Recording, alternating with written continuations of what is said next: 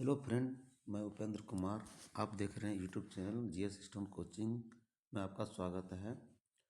17 जनवरी 2026 का पहला प्रश्न करेंट अफेयर का है। एशिया का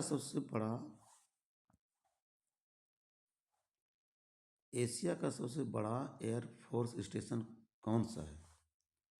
Hindon air force station. Hindan air force station Uttar Pradesh में स्थित है। Hindan air force station western air command के अंतर्गत आता है।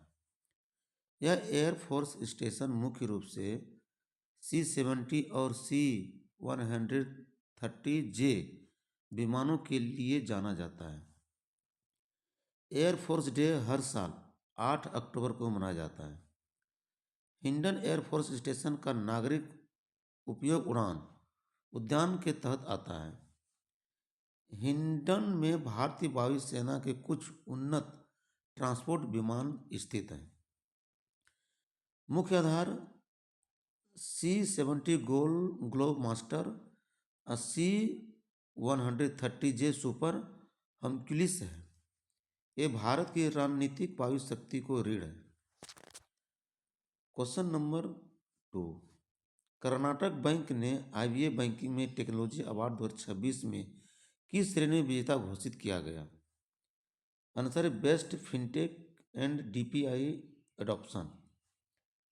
DPI डिजिटल पब्लिक इंफ्रास्ट्रक्चर में UPI आधार डिजिटल KYC प्लेटफॉर्म में शामिल है। कर्नाटक बैंक को बेस्ट टच टैलेंट श्रेणी में रनर अप को स्थान मिला है।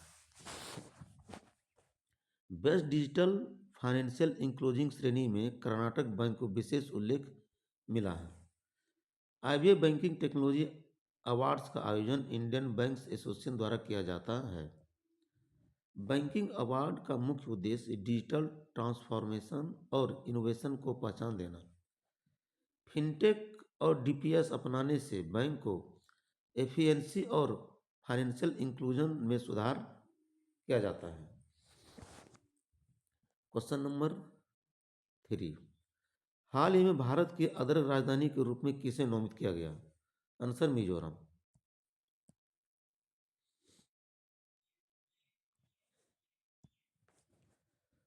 नीति आयोग ने अदरक उत्पादन में तीव्र वृद्धि के आधार पर मिजोरम को आधिकारिक तौर पर अदरक की राजधानी घोषित किया। मिजोरम के मुख्यमंत्री लालू दोहोम है। लालू दोहोमा ने आइजोल से लगभग 21 किलोमीटर दूर सैरांग बागवानी केंद्र में स्थापित अदरक प्रसंस्करण इकाई का उद्घाटन किया। मिजोरम कृषि वायु विपणन बोर्ड के अनुसार 2025 में 3.38 करोड़ किलोग्राम से अधिक खरीदी गई। मिजोरम का मुख्य त्यौहार है चेराव, मिमकूट, थवाल वांगकुट मनाए जाते हैं। म्यांमार की सीमा के निकट चंपाई एक सुंदर पर्यटन स्थल है और तामदिल झील एक प्राकृतिक झील है जहां मनोहरा वन है। वांगतंग जलप्रपात मिजोरम का सबसे ऊंचा और अति सुंदर जलप्रपात है। Question number 4। हाल ही में 10वां रक्षा बल वायुवृत्ति दिवस कब मनाया गया? आंसर 14 जनवरी। रक्षा वायुवृत्ति दिवस प्रतिवर्ष 14 जनवरी को KM करिप्पा की विरासत और सेवा को सम्मानित करने के लिए मनाया जाता है। KM करिप्पा भारतीय सेना के पहले कमांडर इन चीफ थे जो 1953 में 14 जनवरी को सेवानिवृत्त हुए थे। Question number 5। WEF के अनुसार वैश्विक जोखिम किसे कहा जाता है? आंसर है बड़े पैमाने पर जनसंख्या, अर्थव्यवस्था व पर्यावरण को प्रभावित करने वाले खतरे। WEF ग्लोबल रिस्क रिपोर्ट 2026 को केंद्र विषय एज ऑफ कंपटीशन है। रिपोर्ट में जोखिमों को मुख्य रूप से अल्पकाल, दीर्घकाल के आधार पर वर्गीकृत किया गया है। 2026 में सबसे संभावित वैश्विक संकर कारक भू आर्थिक टकराव माना गया है। भू आर्थिक टकराव में सैन्य गठबंधन शामिल नहीं किया गया है। रिपोर्ट के अनुसार सशस्त्र संघर्ष अब मिश्रित रूप से सामने आ रहे हैं। गलत सूचना के सबसे गंभीर प्रभाव सामाजिक विश्वास में कमी का प्रभाव देखा गया है।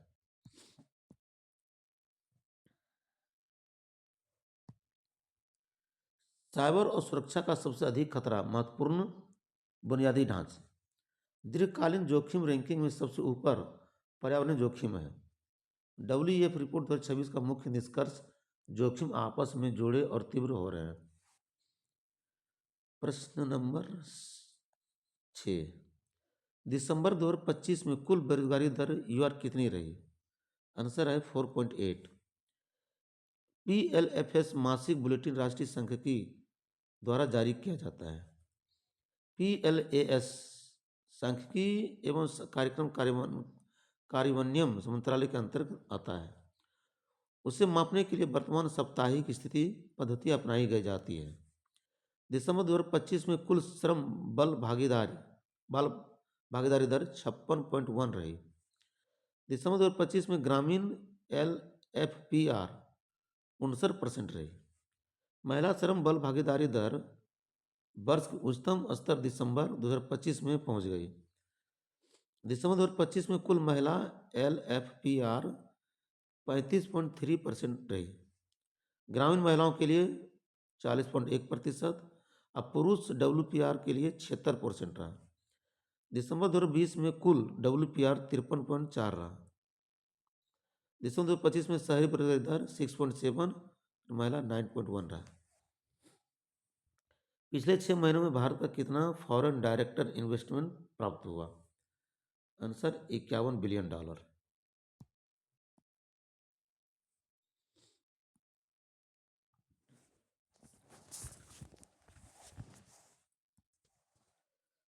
भारत में FDI आंकड़े जारी करने वाला विभाग DPIIT है। भारत सरकार राष्ट्रीय स्टार्टअप दिवस 16 जनवरी 2026 को मनाया गया। राष्ट्रीय स्टार्टअप दिवस 2026 के अवसर पर 75 ग्रैंड चैलेंजर शुरू किए जाएंगे। ग्रैंड वैलेजेज मुख्य रूप से विनिर्माण, प्रौद्योगिकी और सेवाएं क्षेत्र पर केंद्रित है। इसमें अब तक लगभग 3000 से अधिक भागीदारी अनुरोध प्राप्त हुए हैं। राष्ट्रीय स्टार्टअप पुरस्कार 2026 में को 20 दिए जाएंगे। भारत के विनिर्माण क्षेत्र के पुनरुत्थान का मुख्य आधार कॉरपोरेट स्टार्टअप सहयोग और नवाचार है। विकसित भारत यंग लीडर्स डायलॉग 2026 में युवाओं का डिजिटल इंडिया और स्टार्टअप ग्रोथ की भूमिका है। क्वेश्चन नंबर 8, जनवरी 2026 में यमन के प्रधानमंत्री पद से किसने इस्तीफा दिया? आंसर है सलेम बिन ब्रेक। सलेम बिन ब्रेक के इस्तीफे के बाद यमन का नया प्रधानमंत्री शाया मोहसिन जिंदानी बना। शाया मोहसिन जिंदानी इस्तीफे से पहले वे विदेश मंत्री पद पर थे। प्रश्न नंबर 9, पुणे ग्रैंड टूर 2026 का गुडविल एम्बेसडर किसे नियुक्त किया गया?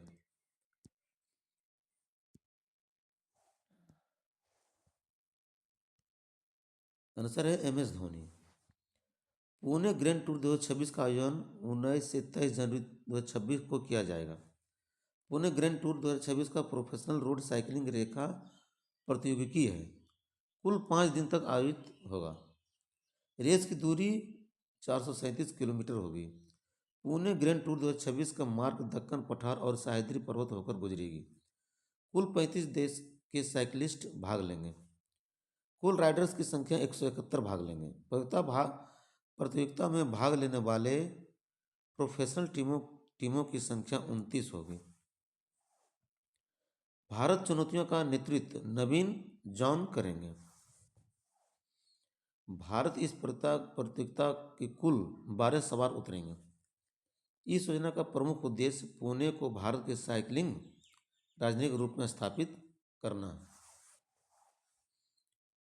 Question number 10, pentagon pizza index किस से संबंधित है?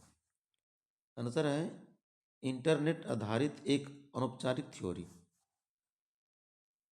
Pentagon pizza